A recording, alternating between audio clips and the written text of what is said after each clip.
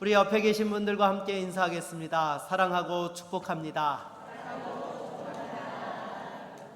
늘 하나님의 사랑과 축복이 넘치는 우리 모든 믿음의 가정들이 다 되실 수 있기를 바라겠습니다. 여러분, 오늘은 어린이 주일입니다. 여러분, 어린이는 우리의 꿈과 미래요 희망이죠. 맞습니까? 네. 그런데 여러분, 안타깝게도요, 요즘 어린이들이 줄고 있습니다. 여러분, 왜 이런 현상이 일어날까요? 여러 가지 이유가 있겠지만 대표적인 것 두 가지를 꼽아보라고 한다면, 첫 번째는 우리 청년들이 너무 먹고 살기 어렵기 때문이라고 저는 생각을 합니다. 그래서 여러분, 한동안 그런 말이 유행했죠. 3포 세대, 5포 세대. 여러분 들어보셨죠? 네. 우리 청년들이 이 취업의 문제가 너무 어렵다 보니까 정말 많은 것들을 포기하고 심지어 결혼조차도 꿈꾸지 못하는 그러한 어려운 상황들에 놓이게 된 것입니다. 이것이 세월이 길어지면서 여러분, 요즘 청년들에게 결혼은요 꼭 해야 되는 것이 아니라 선택으로 이렇게 바뀌고 있는 것입니다. 그래서 청년들에게 물어보면 결혼하면야 좋지만은 안 하고 살아가도 괜찮지 않나요? 라고 이런 이야기들이 나오게 된다라는 것입니다. 그리고 두 번째로는요, 라이프 스타일의 변화 때문이죠. 여러분, 농경 사회에서는 아이들이 많으면 많을수록 좋습니까? 적은 것이 좋습니까? 많은 게 좋아요. 여러분들도 예전에 농촌에서 자라셨던 분들 보통 8남매, 9남매, 10남매 주변에서 수두룩하셨잖아요. 정말로 이 농사를 짓다 보면은 일손이 많이 필요하기 때문에 이렇게 많은 자녀들을 낳았던 것입니다. 그런데 오늘날에는 이제 산업화 시대로 인하여서 또 소득이 증가하고 개인주의 문화가 확산되면서 자녀들을 적게 낳는 문화가 되었습니다. 게다가 여러분, 요즘은 노후가 몇 살까지 간다고 그래요? 네, 100살을 넘어서 이제 요즘은 120세, 140세 얘기까지 나오고 있어요. 그러니 여러분, 이런 여러 가지 경제적인 상황을 고려해 볼 때에 적게 낳아서 집중을 하는 것이 현실적이기 때문에 요즘 젊은 사람들은 아이들을 많이 낳지 않으려고 하는 것입니다. 그러나 여러분, 최소한 몇 명은 낳아야 될까요? 네, 둘은 낳을 수 있기를 바라겠습니다. 여러분, 저는 솔직히 결혼할 때에 자녀에 대한 소원함이 있었습니다. 뭔가 하면요, 아들들, 딸들 합이 4명을 낳는 게 제 소원이었어요. 네, 그래서 제 아내한테 이야기를 하고 둘째를 낳고 셋째를 낳았는데 셋째도 뭐예요? 아들이에요. 그러니 제 아내가 심각하게 저한테 말하더라고요. 여보, 아무래도 넷은 무리겠어. 네, 이 아들 셋만 키워도 족한 것 같아. 넷째가 딸이라도 감당을 못하겠다고 해서 저의 꿈은 거기서 접히고 말았습니다. 네. 아무튼 그래도 제가 보니까요, 아들 셋 낳기를 잘했다라는 생각을 언제 했는가 하면 코로나 시기에 해보았습니다. 왜냐하면 여러분, 코로나 때 아이들이 학교에 제대로 가지 못하고 다 집에서 이 수업을 하고 친구들도 만나러 다닐 수가 없었잖아요. 근데 저희 집 애들은요 전혀 그런 거에 개의치를 않는 거예요. 왜요? 자기들끼리 놀면 되거든요. 네, 3명이나 있기 때문에 자기들끼리 재밌게 놀면 되니까 그 안에서 참 이렇게 친구가 없어도 전혀 개의치를 않더라는 것입니다.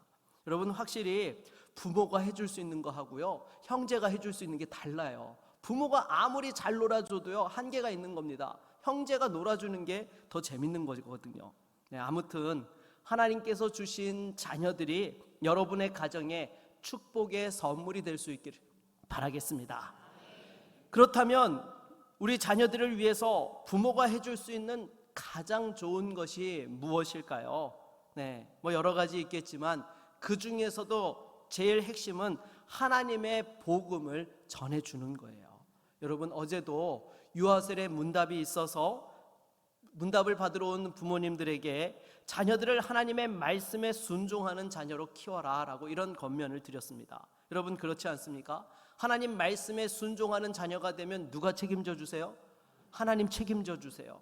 우리가 먼저 천국에 가고 이 세상에 없다 하더라도 하나님께서 그 자녀들을 은혜와 축복 가운데 살아갈 수 있도록 복된 인생으로 인도해 주신다는 것이죠.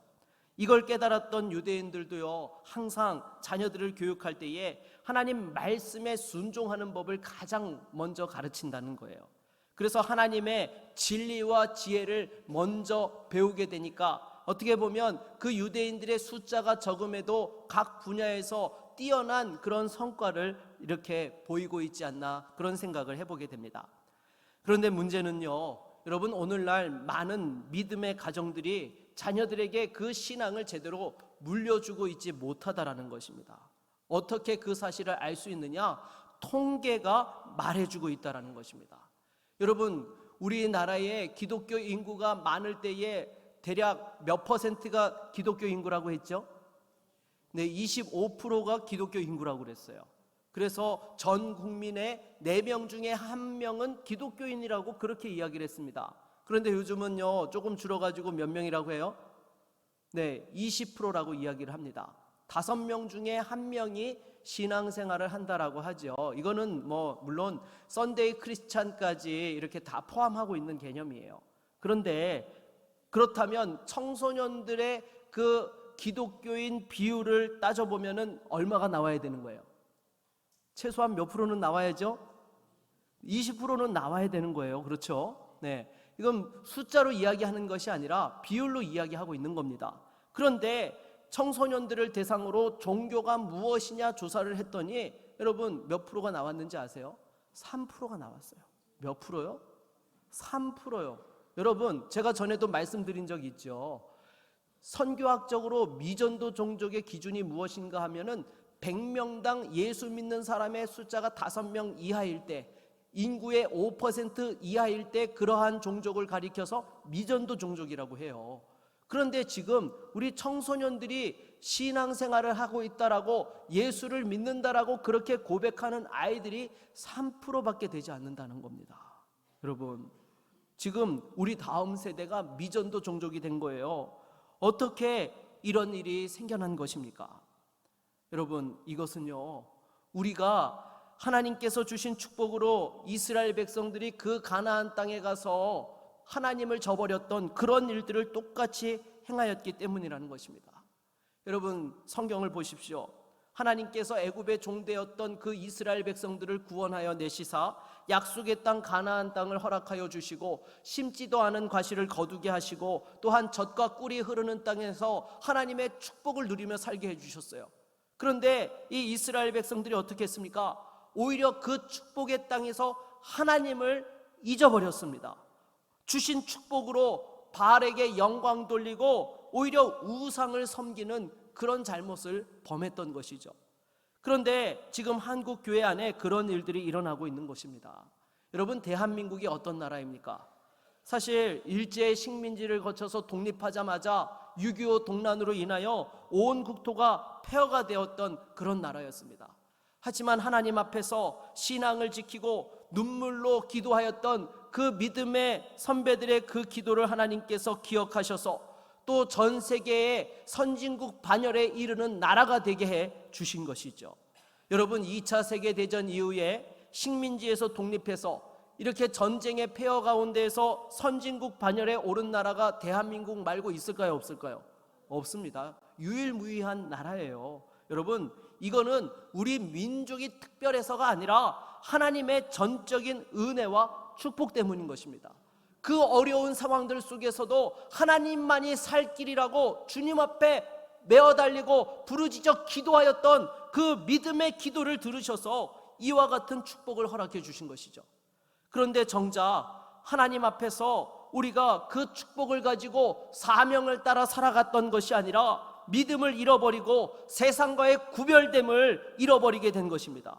어떻게 하면 세상에서 편안하게 살 것인가, 또 누리며 살 것인가, 세상의 가치관을 따라 살아가고 있는 것입니다. 사명을 잃어버린 거예요. 여러분, 솔직히 오늘날 우리들하고 우리 부모님 세대와 할아버지 세대를 생각해 보십시오. 그분들은 우리들보다도 많이 배우지 못하셨습니다. 경제적으로도 어려웠고 말씀도 깊이 있게 몰랐습니다. 여러분, 우리 이전에 신앙생활 하셨던 믿음의 선배들을 보십시오. 그 당시에 제자훈련이 있었습니까? 성경을 통독하는 그 프로그램을 가지고 이렇게 여러 가지 많은 다양한 그런 프로그램들이 있었습니까? 아니요. 오로지 말씀 중심, 예배 중심, 교회 중심의 신앙생활이었던 것입니다. 주일 성수에 목숨을 걸었어요. 하지만 오늘날 세대보다 영적인 파워가 있었습니다. 왜 그렇습니까? 그 중심이 뜨거웠기 때문이죠. 하나님 앞에서 한결같이 하나님만을 바라며 사랑하는 그 믿음이 있었기 때문에 배움은 부족하고 가진 것은 없었다 할지라도 누구보다도 뜨거운 믿음의 생활을 하며 또 이 시대의 한국교회가 이만큼 축복의 통로로 쓰임받을 수 있게 하셨던 것입니다. 사랑하는 여러분, 우리가 지금 바로 그 신앙을 회복해야 되는 거예요. 그럴 때에 자녀들에게 힘있게 복음을 전할 수 있는 것입니다. 어제도 유아세례 문답을 하는데 한 장로님께서 이 유아세례 문답하는 부모님들에게 이런 권면을 하시더라고요. 자신은 어렸을 때에 늘 머리맡에서 기도하시던 그 어머니의 기도를 잊지 못한다라고 말이죠. 그래서 늘 자녀를 위해서 기도하는 모습에서 자신이 신앙을 배웠는데 우리 부모님들이 그와 같이 정말 기도하는 어머니가 되었으면 좋겠다라고 그렇게 권면하는 것을 보게 되었습니다. 여러분, 신앙은요 저절로 생겨나지 않습니다. 분명히 가르치고 본을 보여야 되는 거예요. 여러분, 오늘 본문 2절 말씀도 한번 같이 읽어볼까요? 2절입니다. 너는 말씀을 전파하라. 때를 얻든지 못 얻든지 항상 힘쓰라. 범사에 오래 참음과 가르침으로 경책하며 경계하며 권하라. 아멘. 여러분, 사도 바울이 믿음의 아들 디모데에게 또 말씀을 전하라고 하면서 오래 참음과 가르침으로 경책하며 경계하며 권하라라고 말씀하고 있습니다. 여러분, 자녀들에게 신앙을 가르치는 것은요 그냥 말한다고 되는 것이 아니죠. 때로는 믿음의 본을 보여야 되고, 때로는 기다려줘야 되고, 때로는 눈물로 기도해주고 믿음으로 함께 해야 되는 것입니다.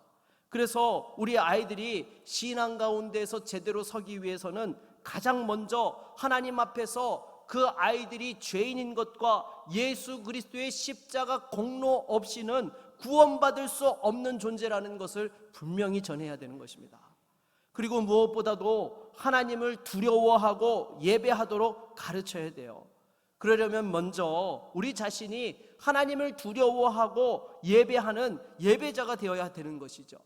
그런데 간혹 어떤 성도님들을 보면 아이들의 신앙을 위해서 주일학교 부서 예배에는 열심히 참석을 하는데 정작 본인은 제대로 예배를 드리지 않는 거예요. 여러분, 주일학교 부서 예배도 예배라고요? 물론 예배이죠. 하지만 그것은 아이들을 위한 예배인 것입니다. 쉽게 말해서 이유식인 거예요. 여러분, 어른이 이유식 먹어가지고 제대로 힘을 낼 수 있습니까? 제대로 된 하나님 앞에서의 말씀의 은혜를 받아야 되는 것입니다. 주일 예배를 통하여서 자신이 은혜를 받을 때에 하나님을 경외하며 자녀들에게도 삶으로 가정에서 신앙을 가르칠 수 있는 것이죠. 그리고 또한 여러분, 우리 교회는 그런 분이 없으시겠지만은 주일에 아이들과 부서 예배를 드리고 또 본 예배에 참석을 해서 예배를 드리는데 어떤 부모님들은 본인이 예배에 대한 갈급함과 사모함이 너무 있는 나머지 아이한테 방해받지 않고 싶어가지고 아이한테 뭘 줘요? 핸드폰을 줘요. 그래서 아이는 핸드폰 하라고 하고 자기는 열심히 찬송하고 열심히 말씀 듣고 기도해요. 근데 여러분, 이러면 됩니까? 안 됩니까? 안 되는 거예요. 왜요? 여러분, 아이들이 정말로 교회에 와서 부모가 함께 예배하는 그 모습 속에서 신앙이 성장할 수 있는 거예요. 그런데 그 정말 좋은 찬스를 내가 조금 더 갈급하다는 이유로 아이에게 스마트폰을 쥐어주는 순간 아이는 예배 시간에 스마트폰을 봐도 되는 걸로 그렇게 생각하는 거예요. 여러분, 그러면은 어떻게 하나님 앞에 온전한 믿음의 예배로 나아갈 수 있겠습니까? 여러분, 예전에 생각을 해보십시오. 정말로 예전에는 제가 어렸을 때는요 잠옷실이 어디 있습니까?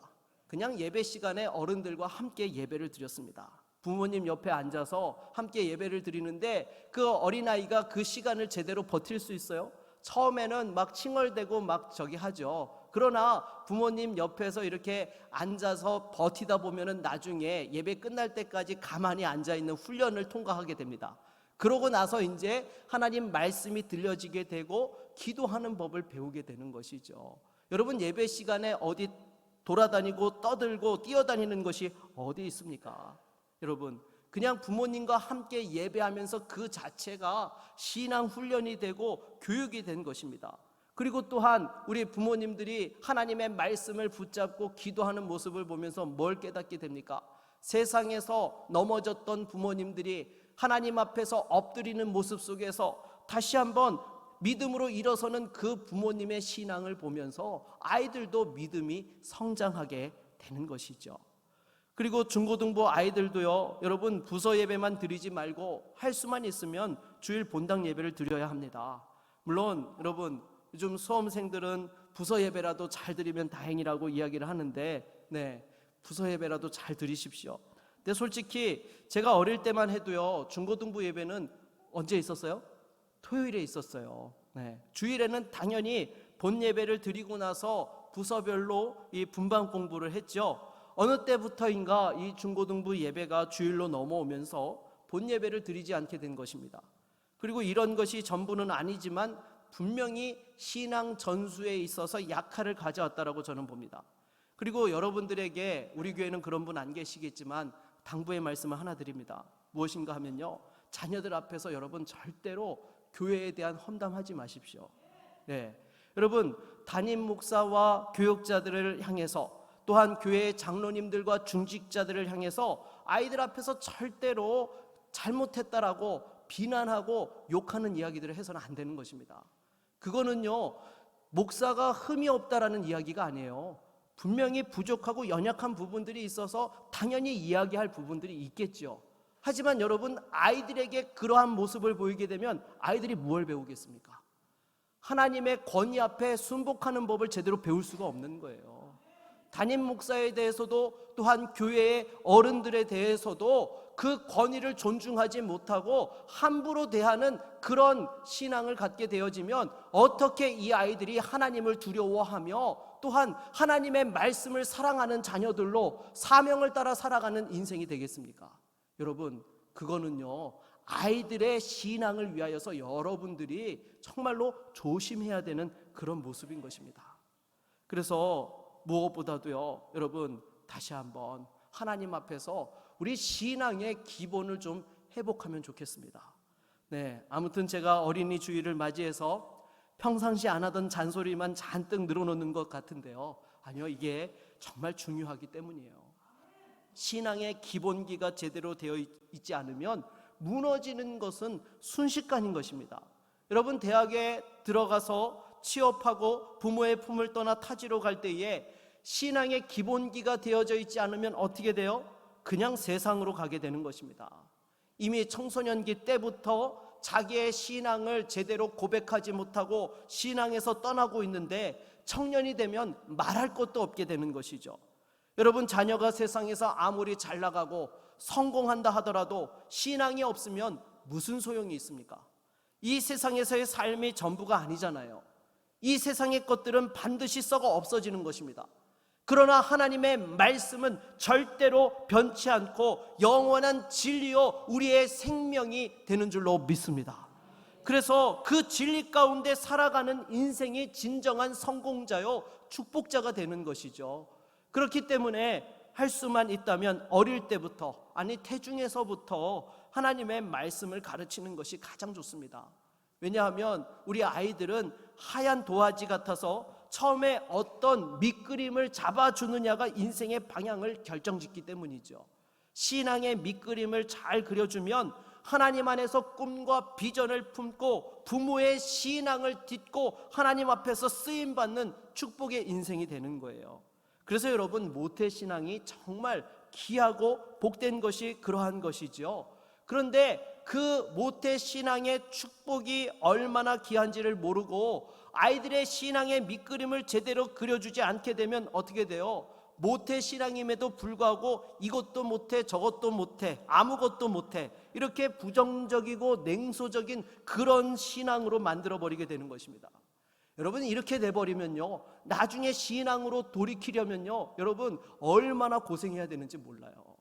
물론 하나님께서 분명히 택하셔서 돌아오게 하시겠죠. 하지만 그냥 돌아오는 것이 아니라 맞고 얻어 터져야지만 정신을 차리고 돌아오게 되는 것입니다. 당장에 3절로 4절 말씀도 우리 한번 같이 읽어볼까요? 같이 읽겠습니다. 때가 이르니니 사람이 바른 교훈을 받지 아니하며 기가 가려워서 자기의 사욕을 따를 스승을 많이 두고 또 그 길을 진리에서 돌이켜 허탄한 이야기를 따르리라. 아멘. 여러분, 딱 요즘 시대의 모습을 이야기하고 있지 않습니까? 바른 교훈을 받지 않고 사욕을 따라서 많은 스승을 둔대요. 여러분, 요즘 사람들이 많은 스승을 두고 있죠. 어디에요? 유튜브에 많은 스승 두고 있잖아요. 거기에서 자기가 원하는 것만 골라 듣고 있잖아요. 여러분, 이런 세상에서 정말로 믿음으로 승리하고 축복을 이어가게 하려면 어려서부터 제대로 믿음 안에서 성장해야 되는 것입니다. 당장에 야구 선수들도 보세요. 여러분, 나중에 나이 들어가지고 프로야구 선수가 되고 싶다고 하면 될 수 있어요, 없어요? 네, 제가 보니까 딱 한 명 봤습니다. 사회인 야구를 하면서 이렇게 프로에 입단했던 선수를 딱 한 명 봤는데요. 그 외에는요, 이 프로야구 선수가 된다는 건 어릴 때부터 야구한 사람들이 프로야구 선수가 되더라고요. 그것도 얼마나 경쟁이 치열합니까? 그런데 여러분, 우리 신앙도 마찬가지인 것입니다. 세상에 물들지 않고 어려서부터 말씀과 기도로 자란 자녀들이 또한 하나님 앞에서 더 큰 꿈을 품고 비전을 향해 나아가며 쓰임받게 되는 것이죠. 당장에 사무엘도 보십시오. 태어날 때부터 하나님의 기도 응답을 받고 태어나서 어려서부터 하나님을 경외하며 성장하였을 때에 그 혼탁하고 어두운 이스라엘 그 사사 시대에 또 마지막 사사로서 하나님 앞에 영광 돌리면서 또한 믿음으로 승리하는 귀한 사사가 되었던 것입니다. 사랑하는 여러분, 우리 자녀들이 어려서부터 말씀과 기도로 믿음과 실력을 겸비하여서 쓰임받고 영광 돌리는 축복이 있기를 주의 이름으로 축원합니다.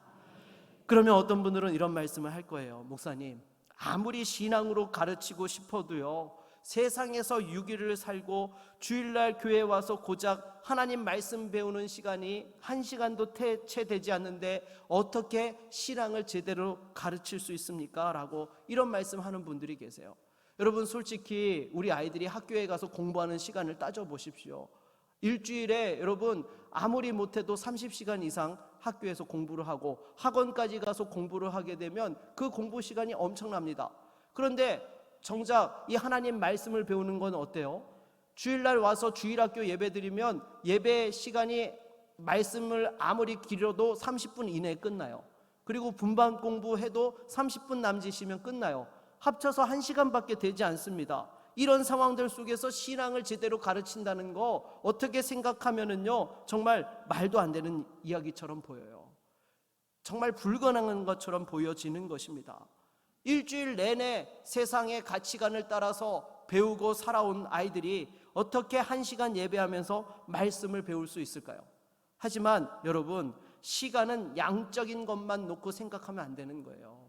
여러분, 하나님의 말씀을 배우는 시간에는요, 우리의 인간의 이성과 지식으로 배우는 것이 아니라 무엇으로 배웁니까? 성령 하나님의 은혜로 배우게 되는 줄로 믿습니다. 성령께서 우리에게 믿어지는 은혜를 허락하여 주시고 하나님이 만나주시는 그 임팩트 가운데에서 우리 아이들의 신앙이 성장하게 되고 예수 그리스도를 영접하게 되는 것이죠.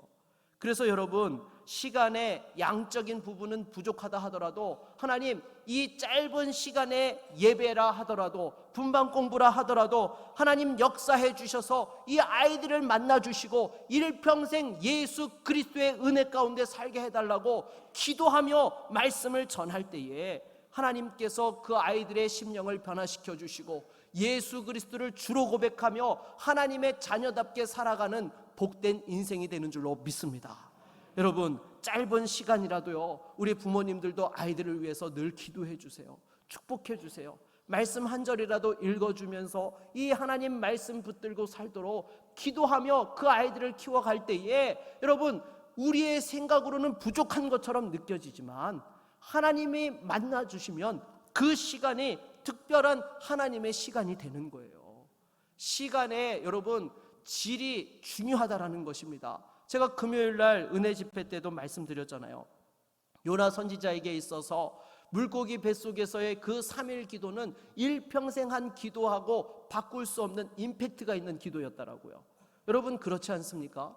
정말로 평생 기도한다 하더라도요, 그렇게 특별히 하나님 만나주시는 시간들이 있는 거예요. 우리 아이들이 그렇게 하나님을 만날 때에 그 심령이 새로운 꿈과 비전을 품게 되고 하나님의 뜻 가운데 살아갈 수 있게 되는 것입니다. 마지막으로 한 가지 더 당부를 드리도록 하겠습니다.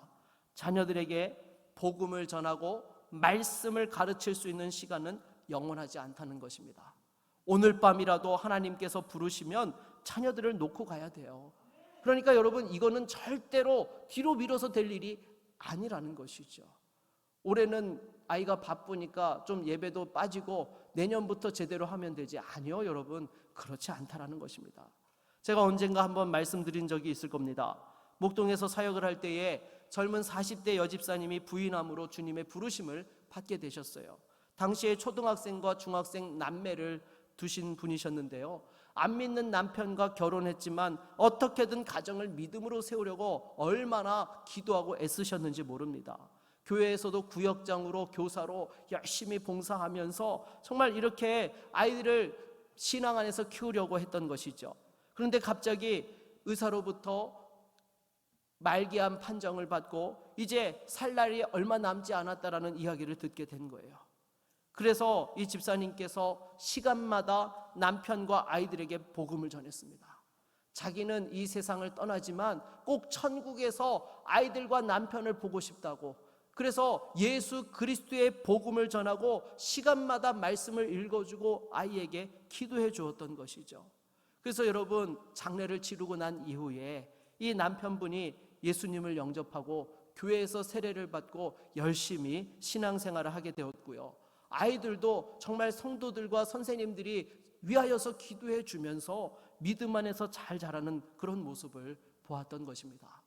여러분, 오늘 본문의 바울도요, 자신이 순교할 날이 가까워 왔음을 직감하고 그 믿음의 아들 디모데에게 다시 한번 끝까지 이 믿음을 지키고 승리할 것을 이렇게 당부한 말씀이 오늘 우리가 같이 읽은 말씀인 것이죠. 여러분, 자녀들에게 복음을 전하는 것은요, 절대로 미루어서 될 일이 아니다라는 것입니다. 우리에게 주어진 시간은 영원하지 않습니다.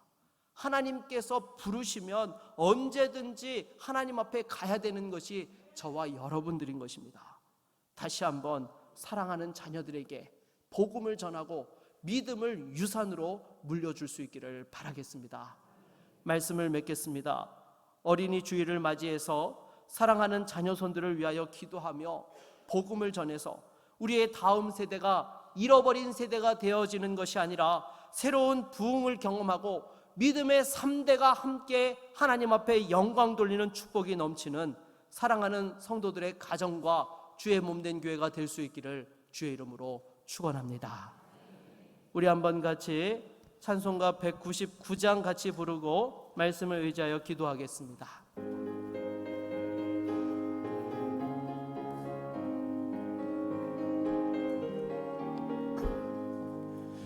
나의 사랑하는 책 비록 헤어졌으나 어머니의 무릎 위에 앉아서 재미있게 듣던 말 그때 일을 지금도 내가 잊지 않고 기억합니다. 귀하고 귀하다 우리 어머니가 들려주시던 재미있게 듣던 말이 책 중에 있으니 이 성경 심히 사랑합니다. 옛날 용맹스럽던 다니엘의 경험과 유대 임금 다윗 왕의 역사와 주의 선지 엘리야 바람 타고 하늘에 올라가던 일을 기억합니다. 귀하고 귀하다 우리 어머니가 들려주시던 재미있게 듣던 말이 책 중에 있으니 이 성경 심히 사랑합니다. 예수 세상 계실 때 많은 고난 당하고 십자가에 달려 죽임 당하니 어머니가 읽으며 눈물 많이 흘린 것 지금까지 내가 기억합니다.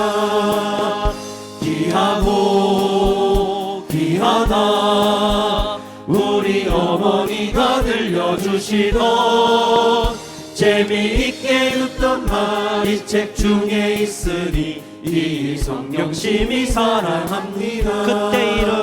그때 일은 지나고 나의 눈에 화나고 어머니의 말씀 기억하면서 나도 시시때때로 성경 말씀 읽으며 주의 뜻을 따라 살려 합니다.